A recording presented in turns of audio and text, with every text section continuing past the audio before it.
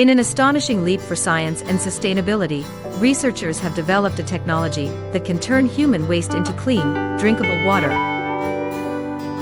This incredible innovation is not only mind-blowing, but also has the potential to be a lifesaver for communities struggling with water scarcity. Here's how it works in simple terms. The process starts with human waste, something every community produces. This waste is collected and then put through a special machine. Inside this machine, the waste is treated and cleaned using a series of scientific processes. First, harmful bacteria and other microorganisms are killed to make the waste safe to handle. Then, the waste is broken down further into its basic components. One of these components is water. But this isn't water you'd want to drink just yet. It's still full of tiny particles and other impurities. So, the next step is to filter and purify this water.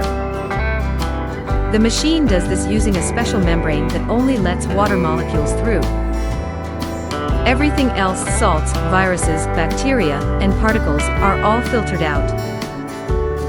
What comes out on the other side is clean, clear water. It's been tested and proven safe to drink. And the best part? This whole process is powered by the energy from the waste itself, making it a sustainable solution for waste management and water production. This technology is more than just a scientific curiosity.